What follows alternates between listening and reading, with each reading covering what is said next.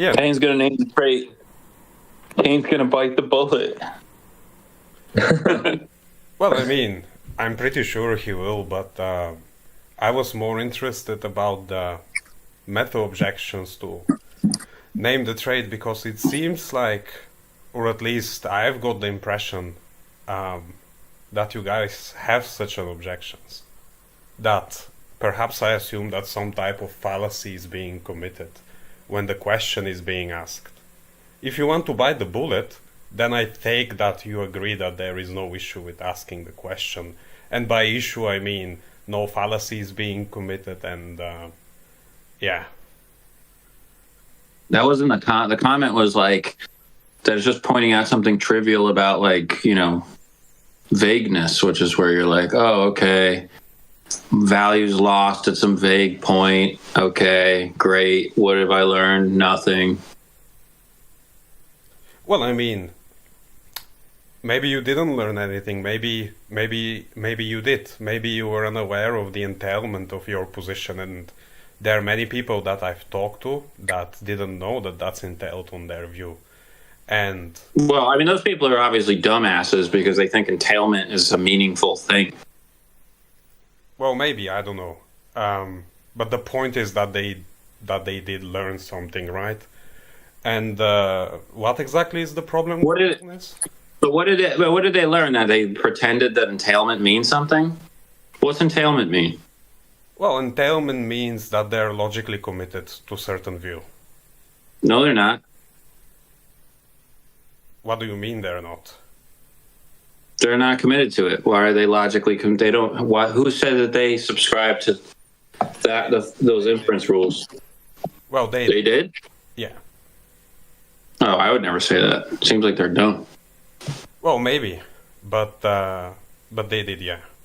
So you don't subscribe to any inference rules? No.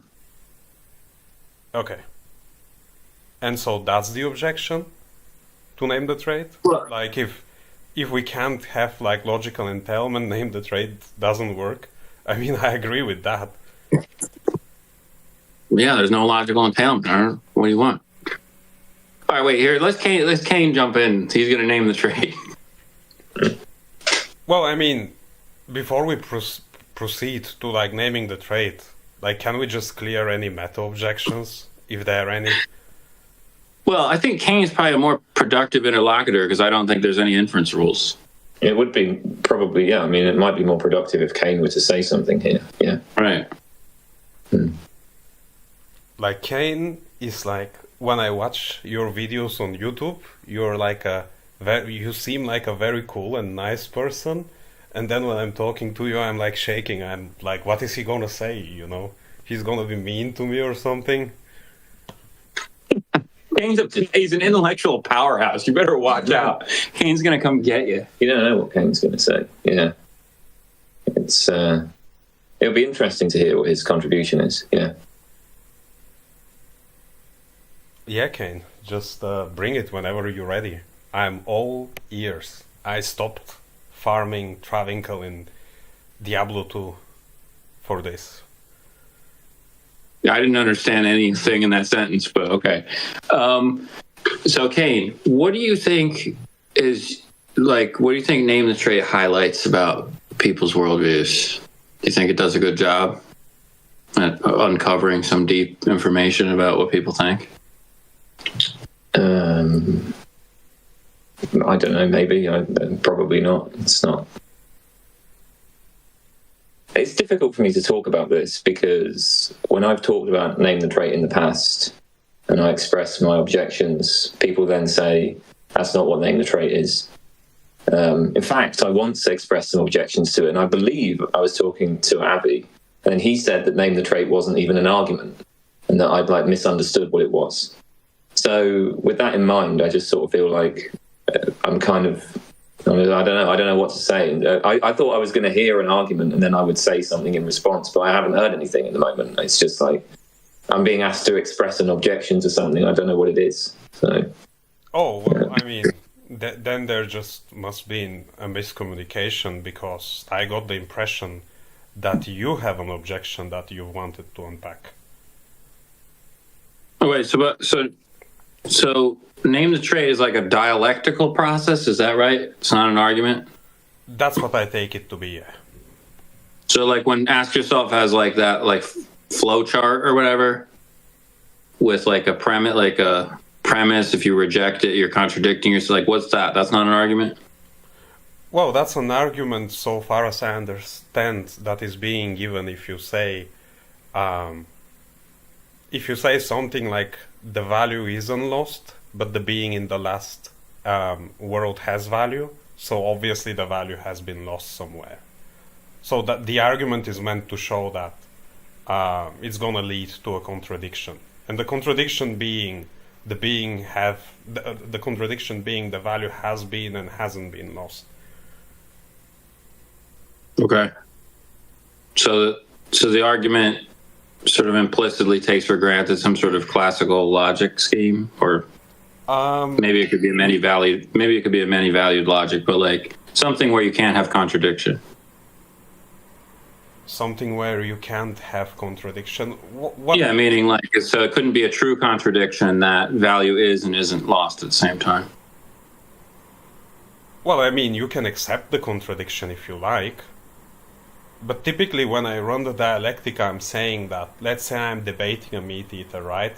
I'm going to drop out a proposition that his view is either going to result in some kind of contradiction or there is going to be some entailment that is going to be... Well, why is it a problem for the meat eater if it's a true contradiction?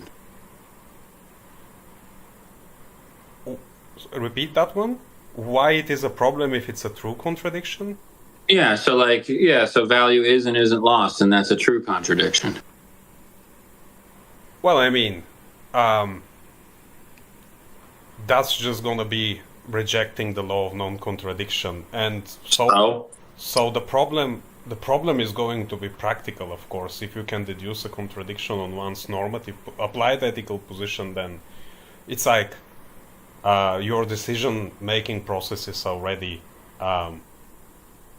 you're unclear of which decision you should take or you ought to take. So the problem is going to be practical there. But if you want to accept the contradiction, then that's fine. So far. Wait. Why would a contradictory entity inhibit like practical decisions? Like, cause take Kane's Vulture example. Like, I can play the Vulture game just fine, and I can practically do it.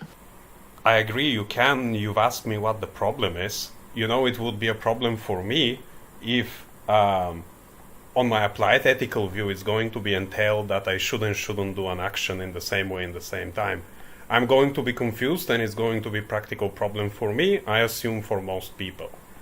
But let's grant that there is... Wait a minute. I thought that the example that's used in this case is like a series of worlds or something where we take something like a cow and then we imagine like changing the cow gradually until you get to something more like a type of human being. The other way. Or you go the other way around.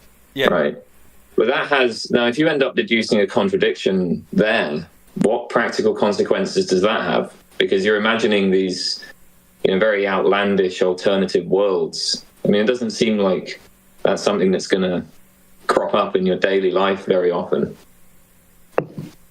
Well, depending on what the contradiction is, exactly where the contradiction is entailed, right? I've seen a contradiction where the person is saying like, yeah, I don't know how I should treat my mom, right? Or that was entailed on the view that they're unsure if it's ethical for their mother to be factory farmed or not, right? Okay. So maybe I agree. If maybe there is like some some alien scenario, right? I assume this is what you're gonna call outlandish, and you're gonna say, It just seems odd that you would. I mean, obviously, people can have whatever views they want, right? But it just seems like, the more, if you were worried about the sort of thing that you've raised here, then I would say, all right, well, I'll just identify the contradiction as having to do with this process where we go through these worlds and we sort of change. So like the contradiction isn't going to be that it's okay to factory farm my mother and it's not okay to factory farm my mother. I'm just going to say, no, it's not okay for me to factory farm, for my mother to be factory farmed. But then holding that view is going to commit me to a contradiction somewhere else. You know, there's going to be a contradiction in terms of the way that I assign value to these entities in these alternative worlds where we're imagining gradually changing my mother from my mother to like a cow or something. So there's going to be some entities in that line where I'm going to say that it's both okay to factory farm them and not okay to factory farm them. I'm pretty sure that would be the entailment, yeah. Yeah, and that doesn't seem like it has any practical consequences because, I never encounter entities like that in my, in the world. In the world, what I'm encountering is like my mother, and then I'm encountering cows. I'm not encountering these like in between things. Okay. So you're saying, yeah, there wouldn't be the practical problem that I've raised, but the point is going to be that the view is still logically contradictory, right? But who cares? Well, the person that is an idiot. Like, I mean, if you think that... Wait. The person who agreed to debate the vegan on the proposition that his view isn't logically incoherent, or that his view doesn't have unacceptable entailment on their lives, right? But wait, why couldn't there be a meat-eating dialetheist who just is like, yeah, there's a true contradiction, cool. This has no practical problem. This has caused no practical problems for me. Well, and then what's the issue? Maybe by the law of explosion there would be, if you care about what? That's not how like non-classical logics don't have the like explosions blocked. There is no explosion if you understand how non-classical logics work.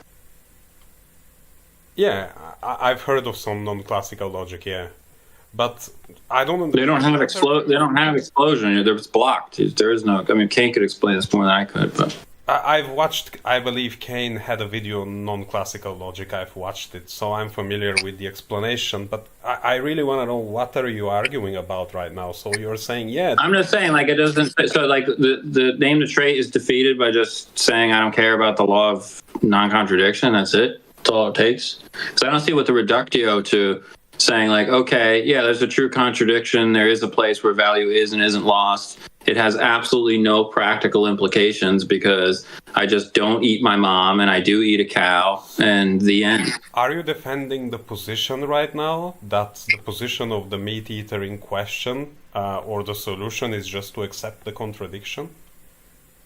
I mean, it just seems like an easy way to... I don't really understand what the problem is. Well, the problem is logical, obviously. What? That's the problem. What? The problem is a logical one if they accept the contradiction, obviously. Yeah, but what... And there may be a practical problem. I don't understand how, if I'm a meat eater who adheres to a paraconsistent logic, that it's a logical problem for me to accept a true contradiction, and especially one that has no practical implications whatsoever. Well, I mean, so far as you agree that the view is self-contradictory, I'm satisfied. Even if I grant you all of that, right? Even if I were to grant you, oh, okay, you subscribe to some weird logic, you weird. Yeah. How's it weird? Well, it's weird because you did a poll in like the Western world. I wasn't. And came to the idea that like Asia is stupid. I wasn't. Okay. So just to avoid name the trait, if one accepts a logical contradiction, that's going to be totally satisfying for me. No. So you wouldn't do it to name the trait. Because if I were to debate that person in front of other with the goal to persuade other people or to make other people reflect on their value, I'll most likely succeed in most cases. So And the idea would be more like you can accept the contradiction and be like, yeah, I don't care. My view is logically incoherent, but I do. I didn't say incoherent. So I think that the point would be that there are a bunch of independent arguments for views like dialetheism, and so if somebody accepts those independent arguments and then they just find that there's a contradiction in some specific moral case, then that's not going to. So the idea isn't that we start out with somebody who's just like fully on board with classical logic and all of that, and then as a response to name the trait, they grant that there's a contradiction, but then they just say, oh, I don't care about that contradiction. I think what we're thinking of is more a person who just already has a bunch of other philosophical commitments that, let them get on board with dialetheism. So like maybe they get on board with dialetheism. That's right. What you're saying, what Kane's saying, by the way, is right. That's what I was talking about. I was talking about a mediator who's already a dialetheist, not somebody who becomes a dialetheist just to avoid name the trait. Well, then it is going to be unclear why would he agree to debate the proposition that's going to be on the table, because I don't know. So name the trait is impotent when it comes to people who. I don't know what you mean by impotent. Well, like if before we debate, we have a mediator who says we're going to do name the trait, but I take it. I think there's something very odd about the way this is being framed, which is it seems like you're framing this as like how the meat eater would perform with respect to people debating a proposition, like in the context of some sort of formal debate, which I actually just don't care about that at all. I mean, I have no interest in those sorts of things. So, I thought that name the trait was supposed to be something that's used. It's not just about like winning some sort of formal debate. I thought it was about changing people's minds and getting them on board with veganism. Well, that's going to depend on the person who is running name the trait. People may have different goals. When I personally run it, that's one of my goals that you've named. It's not always successful, of course. It's not 100% successful. And the other goal that I have in mind is to make people reflect on their values. Because I don't think most people, especially non-philosophers, ever think about veganism and deeply about, ethical issues. So for me, that's the job. And many times it's successful, many times it isn't. When it comes to convincing somebody, if you're trying to defend something like, name the trait can't convince 100% of the people or can't convince whatever amount of people, okay, sure, fine. But that's something that I already agree. Wait, but I don't understand. So are you admitting that if somebody is a mediator who starts off as a dialetheist, that name the trait's just not going to be run on them, period? Well, I don't know about that. Oh, okay. What do you mean? I just don't see what's the reductio, like what's the reductio of it? What? You've said name the trait is impotent against somebody who is endorsing such a view where they accept a true contradiction. Well, I'm just trying to understand. So, like, if you take it that it's just true that value does. I want to know what it means for it to be impotent. Do you mean that it wouldn't work, or do you mean something else? Well, I thought that the way it was supposed to work, right, was that there's going to be some reductio that's going to make people feel like socially awkward or something to bite the bullet on it, because they're going to go, oh, wow, I just realized that I'll have to eat my grandma or I'll have to eat a retarded person. Now that I've realized that, I've reflected on my, I thought I was supposed to do a thing where if it's, so obviously it can't be the case in the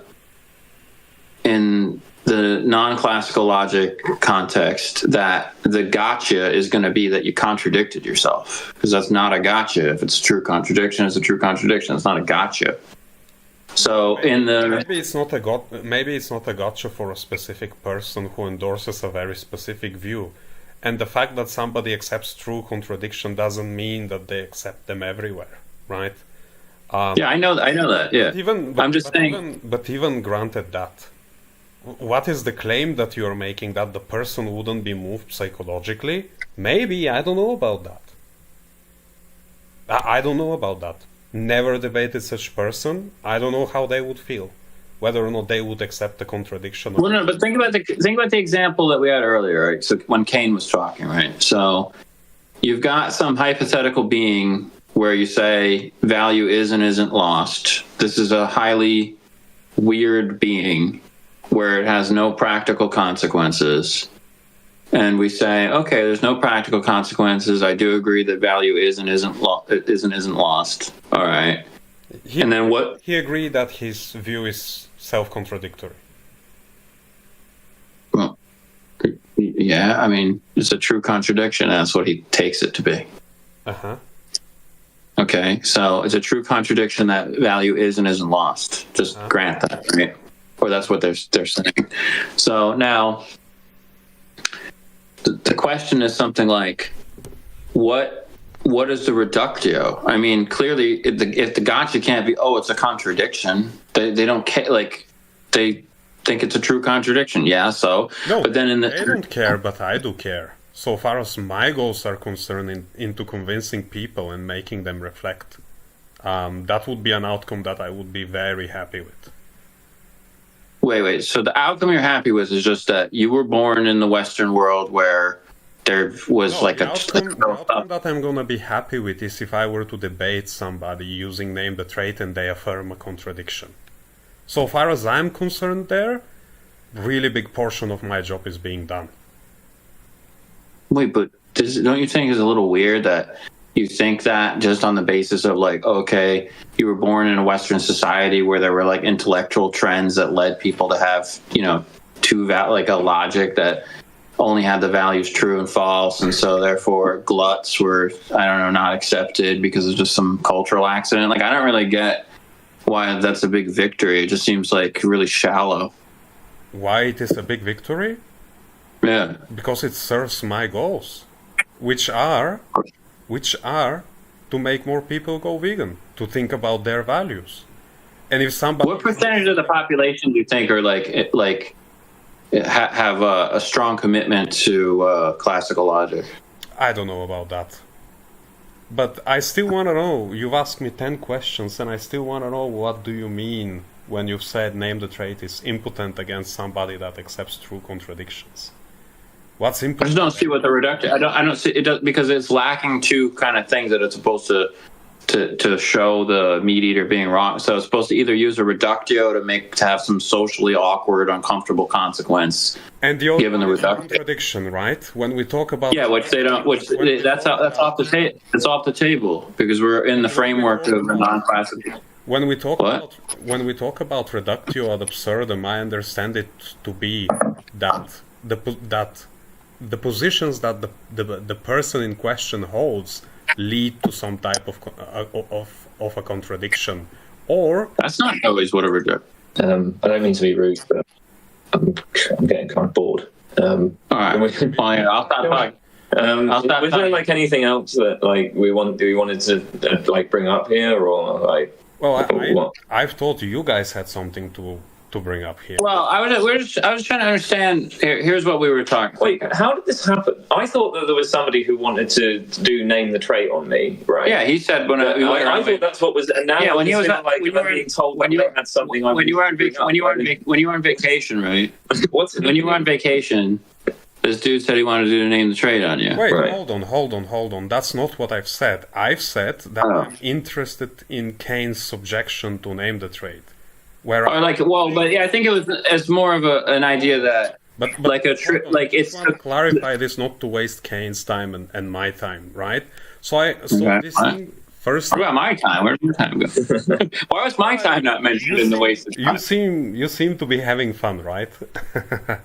So your time is certainly well spent. But Kane, fun. I wanted to know. I believe it was 1 month ago. What were your objections to name the trait, like a meta-objections, whether or not there are fallacies being committed and so on, because I've noticed you had negative attitude towards name the trait. That's what I wanted to talk about, and today I've been told that you wanted to present the objection. So that's what Did I say something about this a month ago? So, like, what...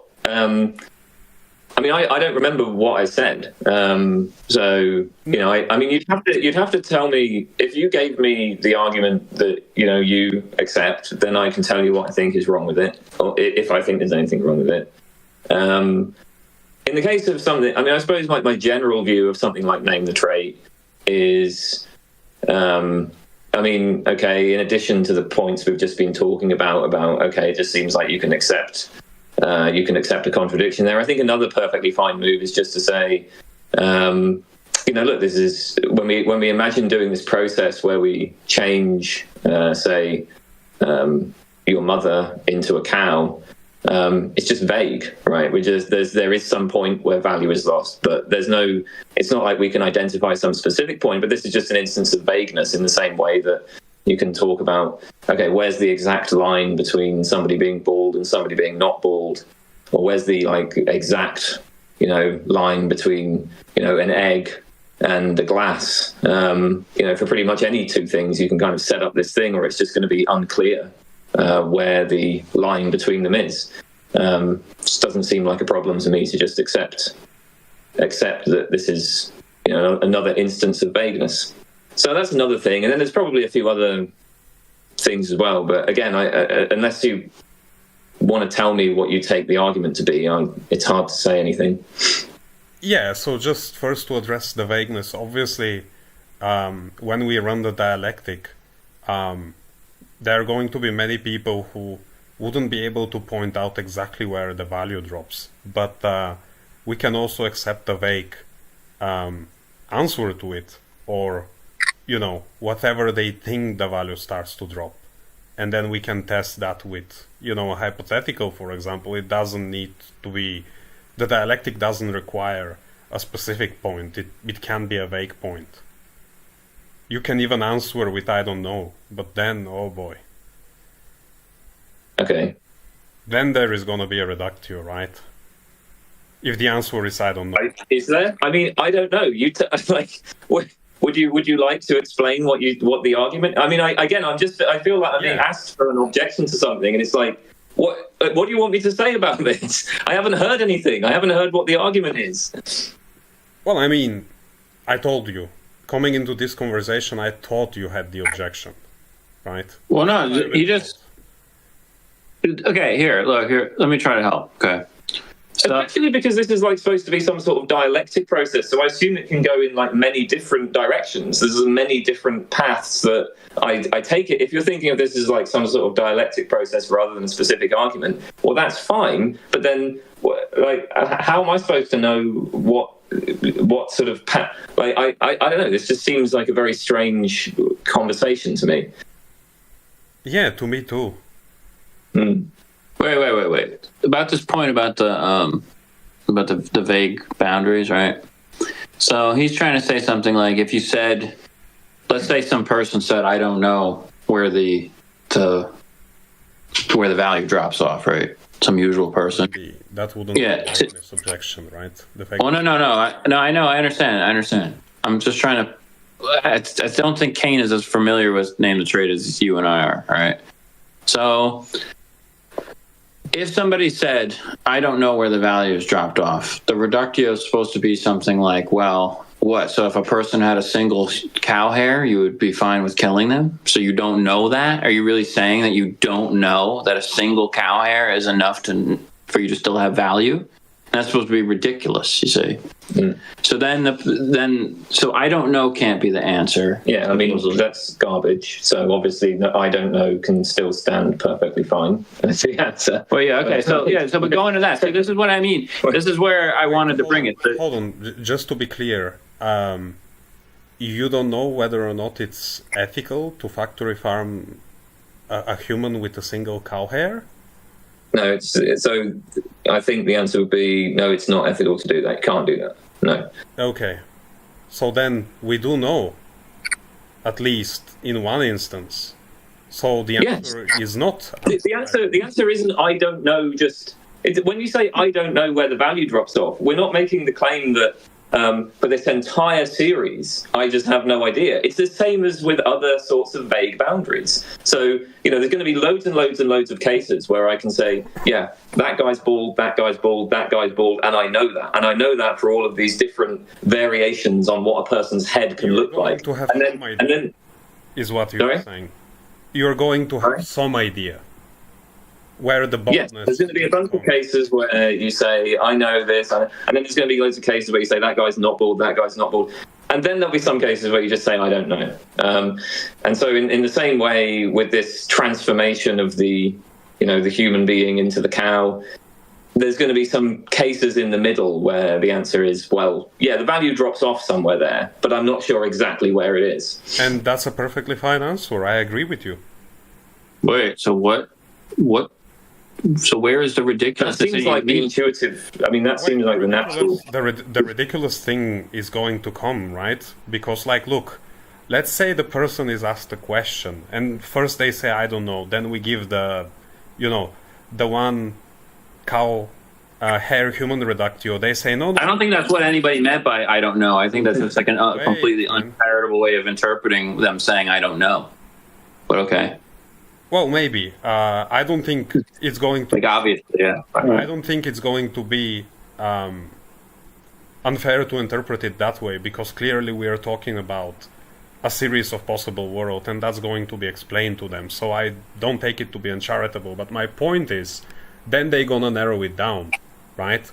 To some possible world where the answer is truly, I don't know, I'm not sure about this possible world. So the reductio is going to come on this possible world. Assuming that... What is the reductio? Of course. What's the reductio on some, I don't know, there's a human leg. The reductio is going to be either a contradiction or some entailment that it's coherent on their position and they accept. What? Okay, so let's say there's a meat eater who would eat a cow with one human leg. What's the reductio of that position? No, what's the trait? What's the trait? Mm-hmm.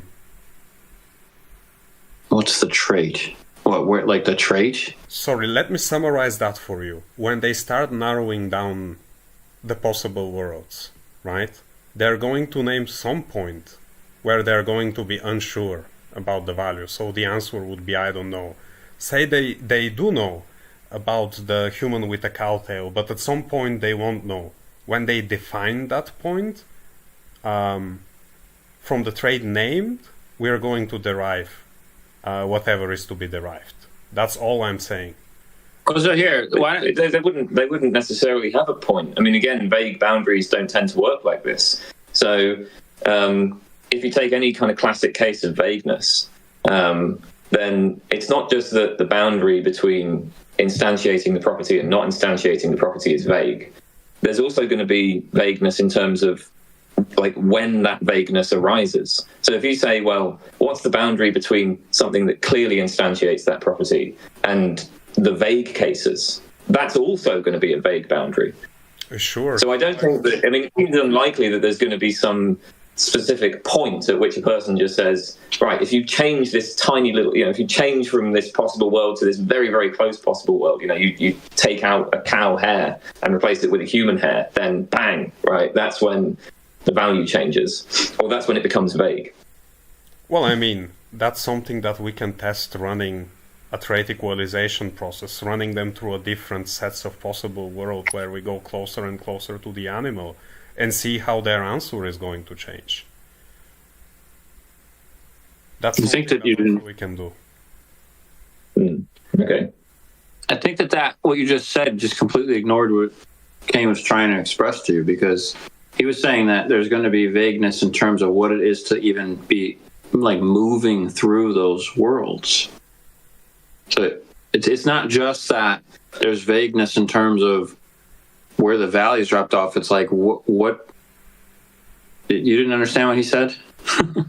I think I did understand what he said. He said that they won't be able to name a trait because they wouldn't be able to pinpoint where the vagueness starts, because it's going. I think people can name traits. It's just whether those whether those traits are instantiated might be vague, or the relation between those traits and the value might be vague in some way. Look, I don't know. Because I imagine that with this, there's multiple ways people can respond. So there's all sorts of things people can do. So yeah, I mean, I agree. Yeah, people can respond in many ways. Yeah, but so I don't understand. It's like, let's say you had a cow with I don't know, a quarter of its brain was like a human brain or some shit. I don't know, right? Where you say it has a human cerebellum, but like a cow prefrontal cortex. I don't know what the fuck, It's assembling this weird creature, and it's got like one leg that's a fucking human leg. All right, what? And then you say, I don't know. Let's say you say, okay, I'm iterating through the cases. I'm a particularist. I'm going through these cases. Okay, here you've presented me a holistic case where there's a cow with a human cerebellum and a human leg, and I go, I don't know what to do with this case. How is this supposed to make those people stop eating a hamburger? So sorry, what is the human cerebellum? Is that the trait? No, that's not the. No, you're saying so. Like, let's say somebody says, "I'm a particularist. I evaluate the worlds on a case by case basis holistically." So, meaning I look at the total scenario. When you iterate through these worlds from human to cow, I'm going to have a different assessment on each of these worlds. I don't know until I assess them, because it's not that. What? Yeah, I said yes. Yes. Okay. So then we get to you say a human with a single cow hair. I say, nah, I wouldn't kill him. And then you name all these examples because I'm a particular. So I want to know this about this holistic scenario about whether I would or wouldn't kill a particular being. Yeah. You name. To be clear, the particularist is going to only kill the one cow that's in the last possible world. The other cows they won't kill, right? Because they're a particularist, right? Yeah, well, yeah. There's no commitment to any particular. Yeah. Yeah, so I don't understand. So, they would kill. The particularists could kill the human and let the cow live. Yeah, I don't know. So what I'm saying is, let's say you've talked to a certain particularist, and they say, "Yeah, I'm fine with killing cows," and then you go, "Okay, well, and like most of the cows that I come across, I'm fine with killing, whatever."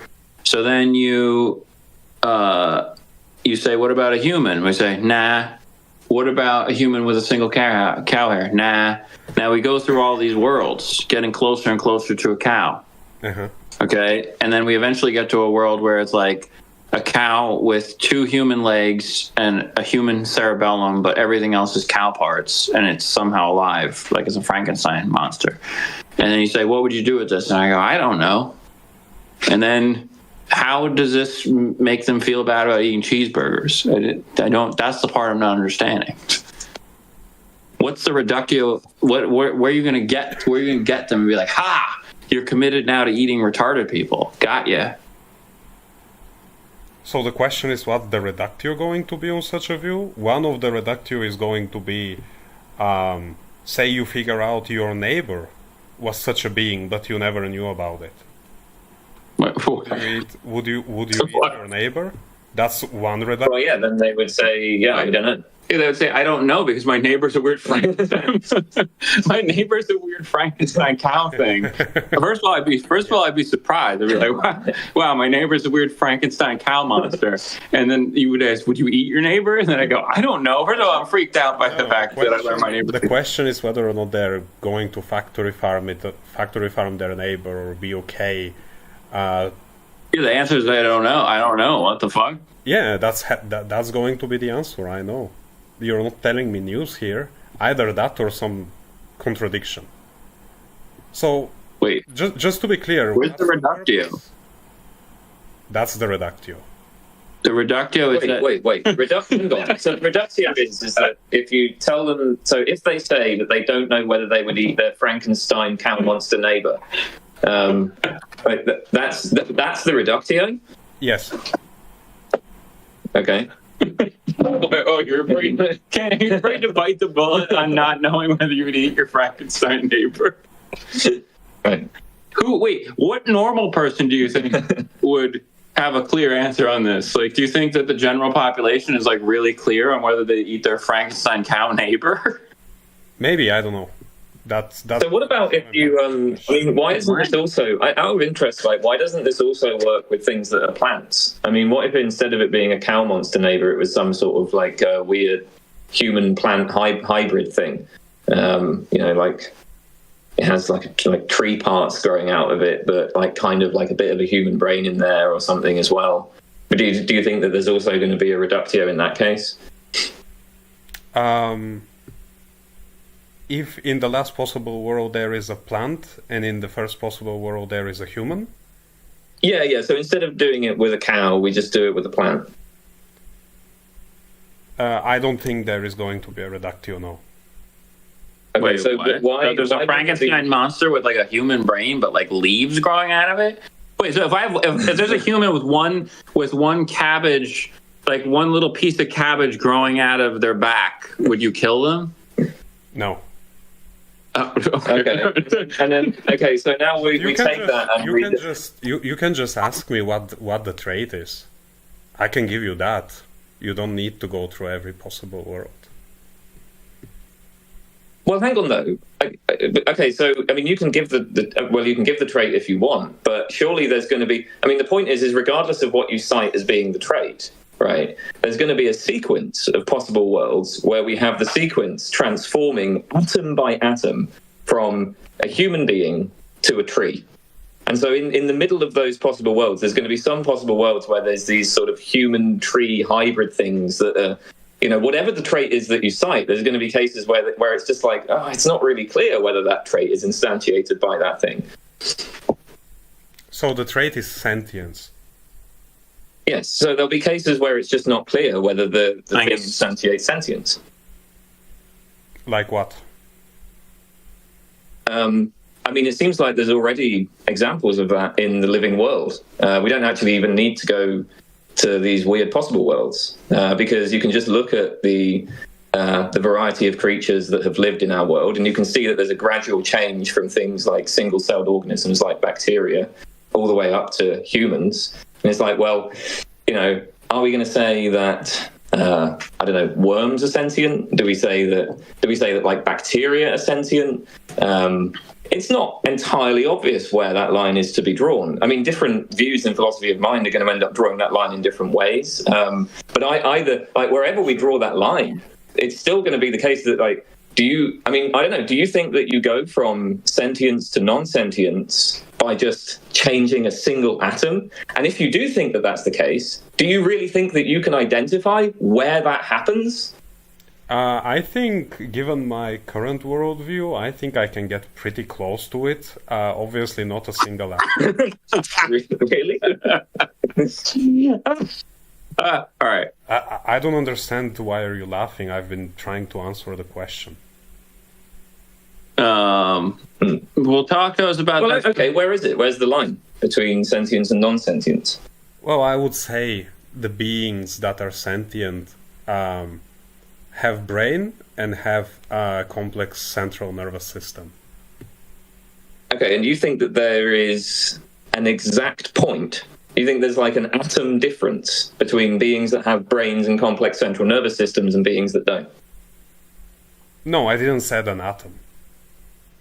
I would say... Okay, but that's what you're going to have, right? When you do this sequence of worlds from the human to the tree, or indeed we just look at the actual world, because we have a sequence of organisms from human beings to single-cell bacteria, and there's a huge range of cases where it's just like, do we want to call that thing a brain and a central nervous system? I mean, obviously these things evolved, right? They evolved gradually, and so there's a huge range of cases where it's just like, I don't know, it's kind of vague.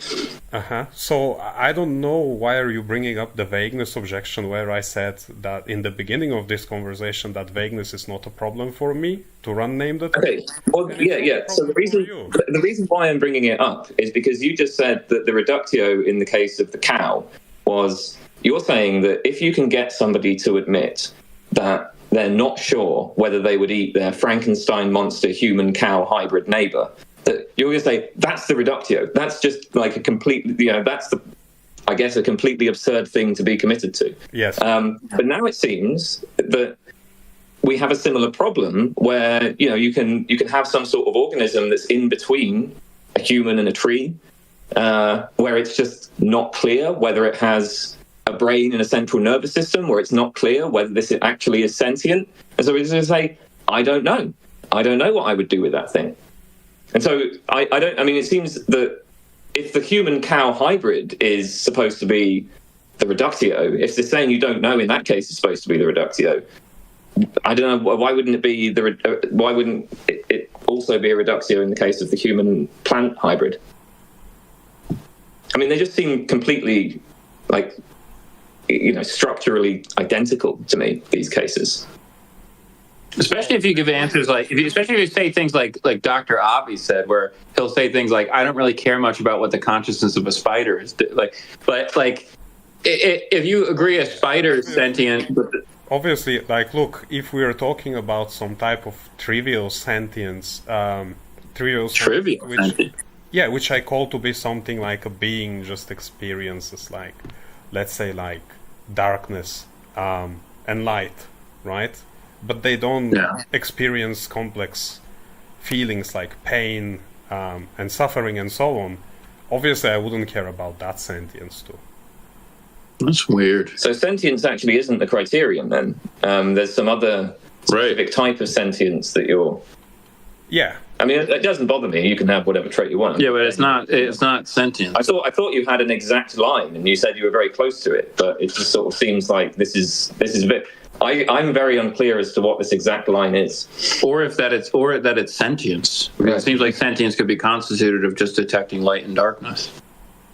Also, it seems a little weird to kill. Let's say we had a human who could detect light and darkness, and they look like. Then I'm just going to shoot them. Like what?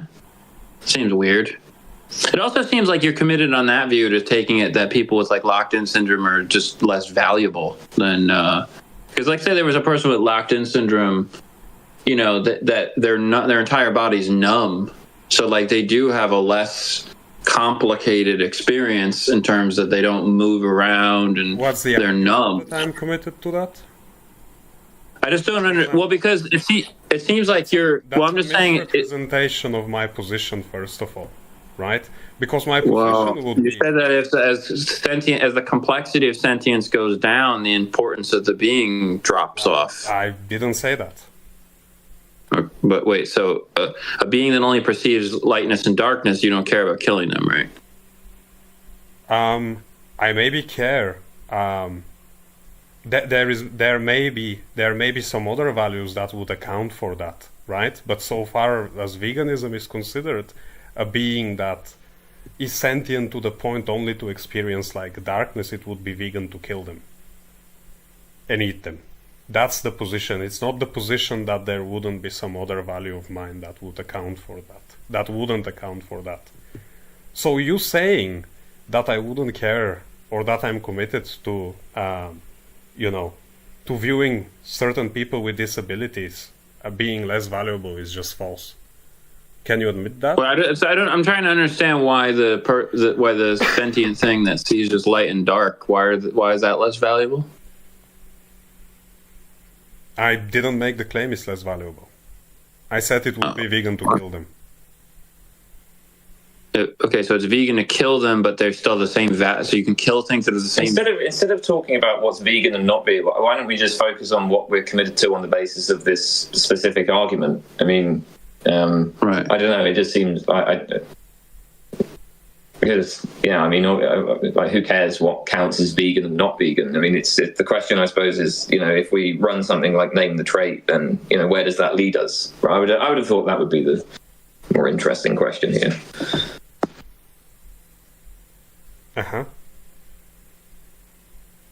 Yeah. Okay. So wait. So sentience isn't your trait. It's some very particular kind of sentience, right? Yeah. Okay. Can you spell out what that is? That would be experiencing emotions like suffering, pleasure, pain, and so on. So wait, so a person who is almost no affect or is numb can be killed.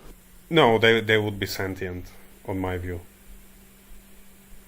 I thought you said that. Well, no. I mean, we can just stipulate by definition. We can deal with like I don't know, some sort of Vulcan alien that just doesn't have any kind of suffering, doesn't experience any kind of pain or pleasure. That's just not the way their psychology is structured. But they have like rationality, and they have they can talk and reason, and they have perceive desires. They have perceptions, but they are not sentient. What? But they're sentient. They're sentient. They're just not the kind of sentient that has emotions and.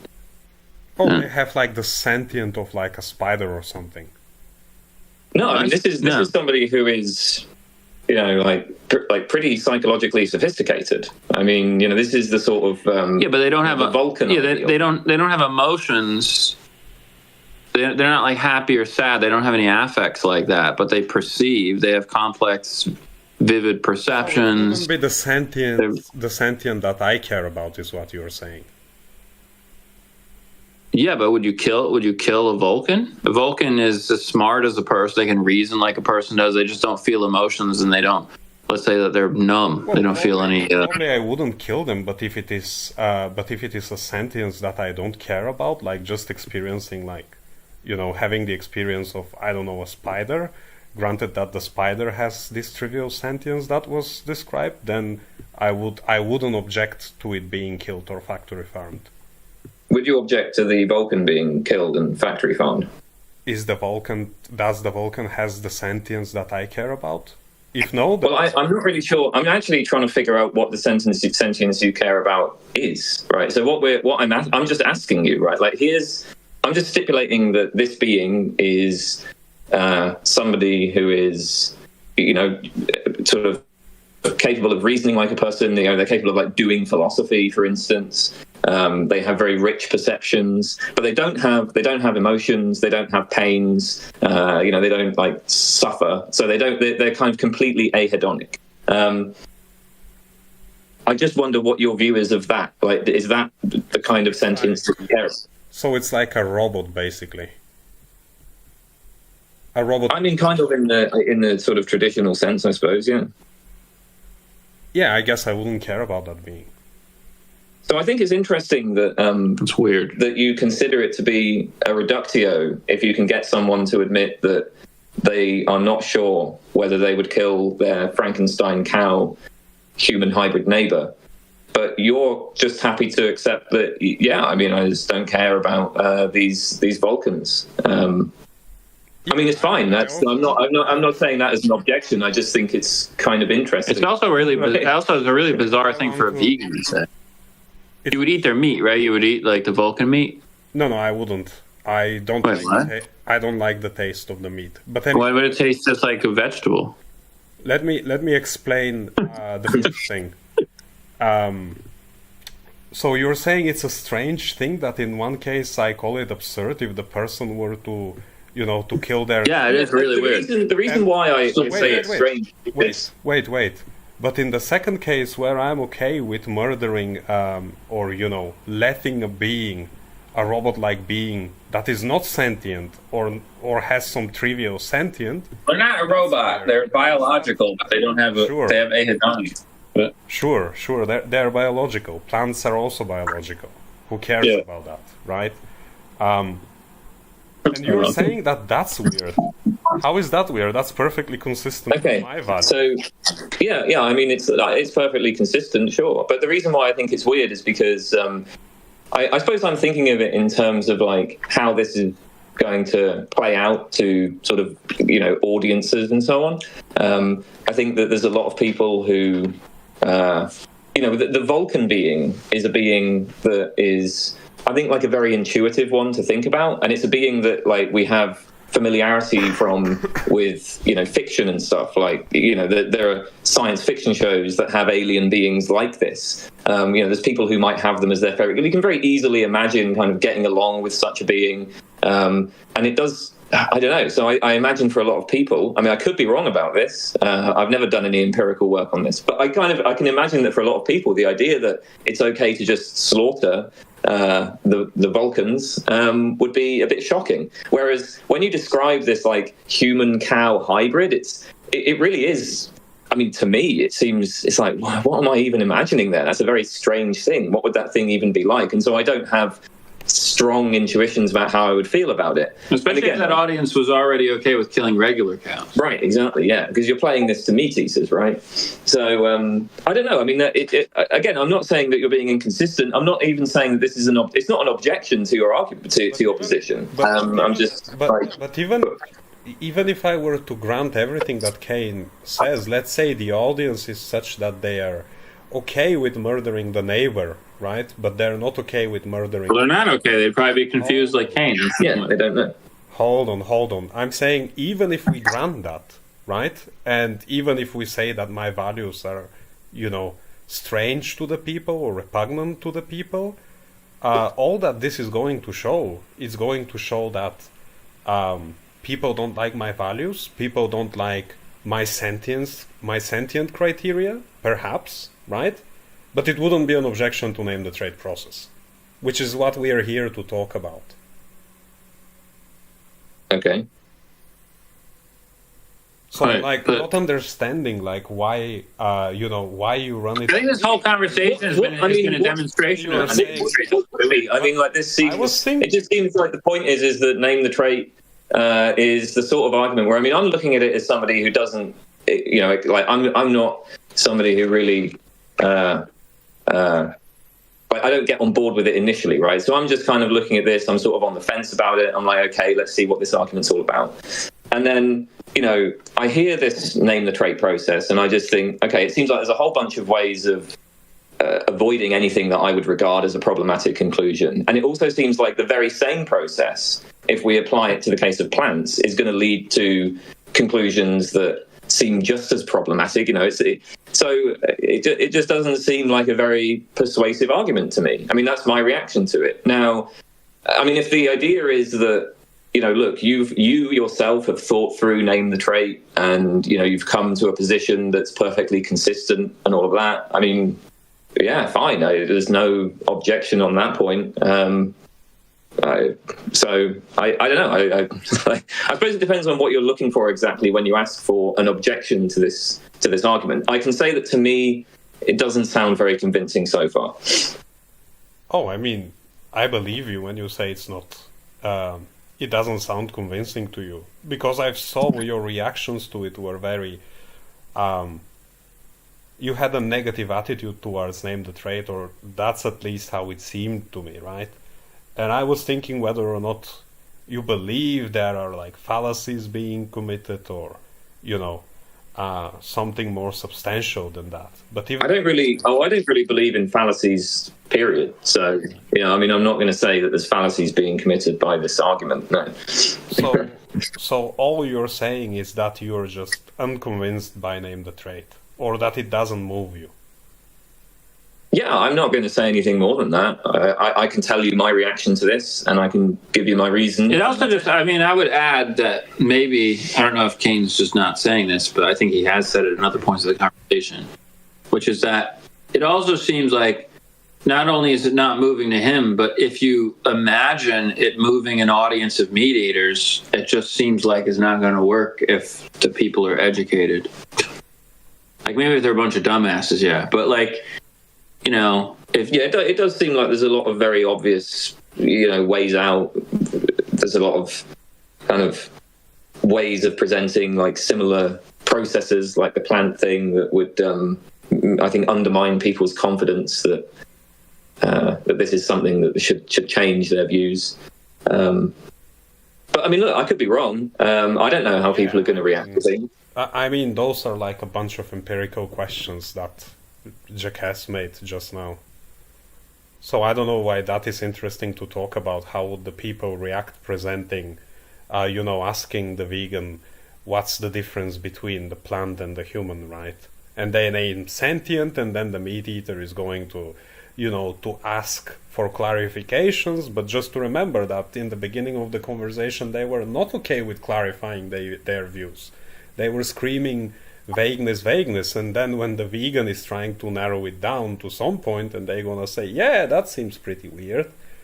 Well, okay, maybe it seems pretty weird, but it's not an objection. No. I think that's a slight misunderstanding of the point there, because the meat eater. So, what I'm imagining, the kind of objector that I'm imagining, is somebody who they don't have an issue with vagueness, period, right? So if the vegan was to say, in the case of the plant, if they were to say, yeah, look, the human-plant hybrid, it's just vague where that value drops off, and I don't know where those boundaries are.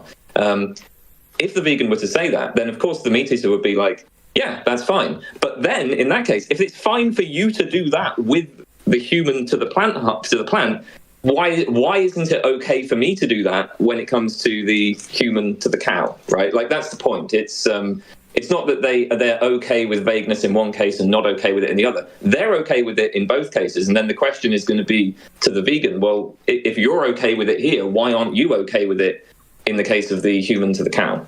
And the answer to that is going to be that the vegan values are better, are more explicit. Wait, hold on. Because the vegans say they name sentient, right? It's unclear. Yeah, some really weird version of sentience that is super weird. But okay. It's unclear what the trait that the meat eater is going to name, right? Well, hang on. What's the objection? I mean, is the objection about vagueness, or is just the objection that that they don't have a trait? Well, do they have a trait in that hypothetical person that you're describing? Because you haven't named what this person is naming. You just say they're not sure. Yeah, I mean, they might do or they might not. I mean, I'm not sure why that. Well, I mean, what that has to do with the point about, right? Well, it has everything to do with the point. I mean, yeah. I mean, obviously, you could name traits if you wanted to. So you could say something like, okay, the trait is just like human brain, right? Just having a very specific kind of brain structure, or a very specific like developmental path or something. Yeah. Yeah, but that trait, he's gonna have to tank a massive reductio there. And the reductio is going to be, again, imagine your cousin. They scan his brain and they find out that he actually doesn't have those neurological pathways that you named. Okay, yeah. So then they just say, yeah. Well, then I either I just don't know in that case, or yeah, it is okay to eat them. That's right. What's the process? But I mean, like similarly. Okay, so what if we? In the I don't know case, what is the? Wait, is it going to stop you? But similarly, like, look, you can do the same thing with what you said, right? Like, we could scan your cousin, and then it could just turn out that, oh, actually, all of the stuff that your cousin is doing, where your cousin is saying things about how they feel bad or they feel pains, they're just like putting on a performance, right? There's not actually. Maybe your cousin is. The sort of psychological stuff that's going on inside departs very significantly from what their behavior is. I mean, it seems logically possible. Like, that's in principle, we could discover that. And so, again, now you're going to have to say. Basically, you discover that my cousin was never sentient, or is no sentient, right? Similar to. Well, I mean, assuming we're defining sentience in a very narrow way, yeah. But we can imagine that your cousin still have. I mean, I would say that your cousin is sentient in this case because they still have a very rich psychology of, like, perceptions and mental images and reasoning and all of that stuff. But they just, the emotional side is just dropped out. But yeah, that's the idea. Well, I mean, like, when you say perception, like, what exactly are those percepts that we're talking about, right? It's going to be a long conversation. Things like blue, red, smells, tastes, touches. Wait, can I ask you a question? Well, isn't touching something like experiencing? Wait. Do you think beings stop being sentient when they're in deep sleep? No, but I believe somebody who is brain dead is not sentient. No, but wait a second. So like if you take like a particular time, right, and the person is experiencing no emotions, they don't have any like there isn't any emotional content, no perceptual content, no even sense of light and dark, and there's no memories or anything like that, right? During like a given time. Uh-huh. And then a few hours later, they wake up and they have like these emotions and feelings and all these things and pains and things you care about, right? Uh-huh. Why is it? What is your reason? What's the trait that makes it not? Like why is it not okay to kill them when the deep sleep is going on? Because they had the ability. They had the ability. They were capable of experiencing it, but they just didn't at that point. Okay. All right. So, but how long though? So like single cell organisms are capable of evolving over time into humans. Mm-hmm. Right. They did not have the ability before, and the person that is in a deep sleep had the ability to have such a No, I don't think you're understanding my point. Well, I don't know why you just don't know what to say at this point. What? No, that wasn't my. I mean, I think that the point being made by Jax is that when we talk about what it means for something to have the ability to do something, it seems like there's this kind of arbitrary restriction in terms of time. So like when we talk about a human being in deep sleep and we say, well, look, the thing is they have the ability to, I don't know, like have feelings and perceptions and all of that. The idea is well, they have the ability because we're supposing like, hey, you could wake them up. There's like some time period later where they could do this stuff, or they have done this stuff in the past or something. When it comes to the single-celled organisms, the idea, I think, is, okay, well, if we look at, if we just extend the time period to like billions of years, then they could evolve into these creatures that do have perceptions and Kane's right about his interpretation of but what you were talking about is that a single cell organism has the potential to have the ability sometime in the future, but what I named as the trait is very specifically that the person that is in deep sleep has the ability at this moment in time. Look, you're not understanding that potential to have the ability and has the ability. You could also frame it that the person in deep sleep has the potential to have the ability to be sentient only when they wake up. But I don't know what that. But do they have the ability at that point in time? They have the potential to have the ability. Obviously, if I shoot them in the head before they wake up, they don't have the ability. I didn't ask you that. What? I didn't ask you whether or not they have the potential. I asked you whether or not they have the ability while being in that state. I think that's unclear. It depends on how you want to define ability. It's your hypothetical. You just what I'm saying to you is we have a bigotry about the way that we we don't. When we talk about. Give me just answer the question, and I'll tell you whether or not it's going to be vegan or not to kill them.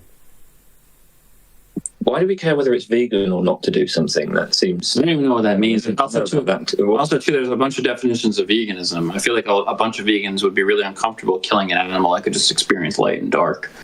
Or killing a Vulcan. Yeah, or killing a Vulcan. That seems really un-vegan. But yeah, I don't think all vegans are like on board with you about eating Vulcans, like or farming them.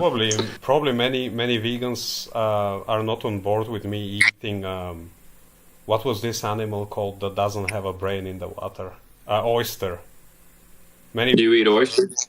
I don't, but I think it's ethically okay to do so because they're not sentient.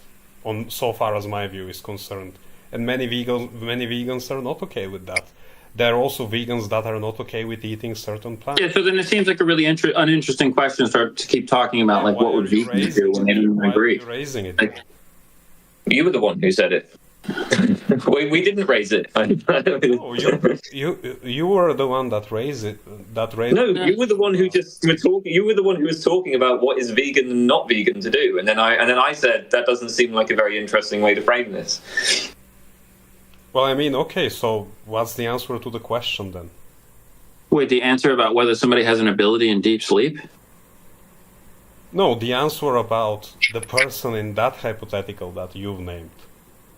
The deep sleep person. Yeah. In that moment in time when they're in deep sleep, are they sentient or not? Do they have the ability? So they don't have the ability. They don't have sentience. So the idea would be, the assumption would be they don't have sentience. They regain, like, sentience comes about at a later time. But the point is that if you want to think of a what the fuck? What are these things, Kane? It's called like an in-car or an out-car. Oh yeah, that's like it. I mean, I also believe that like AI or like robots in the future. No. This is not the same point. It's called an in-car, right? Yeah, so that's the car when it's inside the garage, and then the out car is the car when it's outside. Yeah, so you can have objects, right? Like you can have.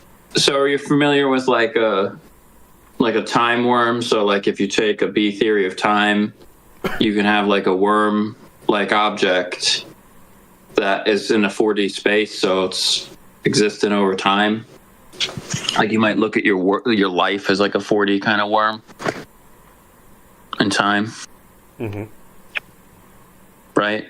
So like you're saying that you're the same person when you wake up from deep sleep, and that you maintain this identity, and that's the way that you have that ability, because you're taking it that you're the same person over all these different times. What?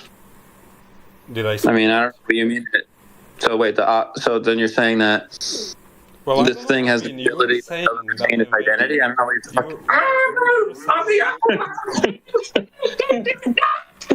you're You're saying that I've made a bunch of claims that I didn't.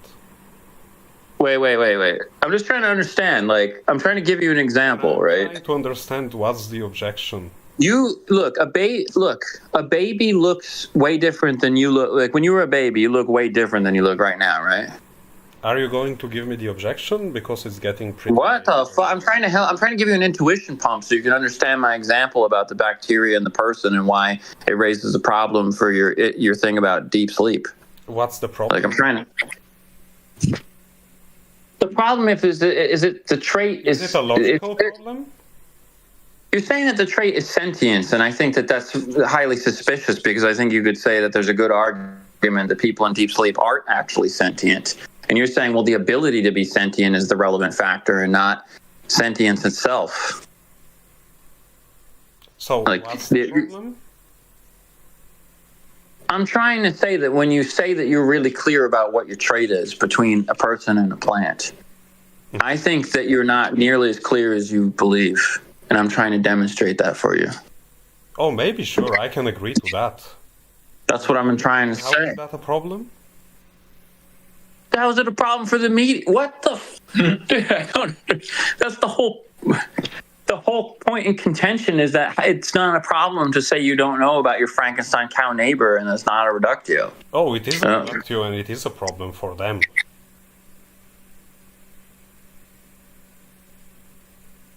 I mean, I could try to help you get clear on this point that sentience isn't the thing that you care about, but maybe you don't want to learn, so it's fine. I mean, are you suggesting that I'm mistaken about my own values? Yes. Okay. It's been demonstrated multiple times in the conversation, actually, that you change what it's not sentience. It's actually this very particular kind of sentience, but it's not that. I'm trying to narrowing it down for you. Because clearly you're not okay with vagueness in that case, right? Oh, dude. Even Kane mentioned like atoms. Can I narrow down the atoms? Dude, we're fine with vagueness. The point is, you're the one who had the problem with vagueness. We don't have a problem with vagueness. I don't, and I've stated in the beginning in that conversation. Maybe, I don't know, maybe you personally don't. When you were talking about this name the trait thing, right? I, as the person who objects to name the trait, right? So I'm saying, look... You don't have an objection, Kane. Your objection is that you don't like it. I'm done with this now. I've had enough. Can we just stop now? We've got more important things. Can you send us the recording? Yeah, sure. Can you send the recording, please? Yeah, I'll post it. And next. All right. Yeah. No. What, Hold on. I don't know what the fuck your name is. PkD. Is that what you go by? Next time, message me when there is an actual objection, please, because it's just wasting my time. What? You just send me the recording. All right. All right. See you guys. Send me the recording. What is your problem? I mean, seriously. I'm sorry? I said, what's your problem? I have no problem at all. Okay, then why was your time? What? My time was wasted. I have no problem. My time was wasted. I have no problem. All right. Send me the recording. All right. All right, bye.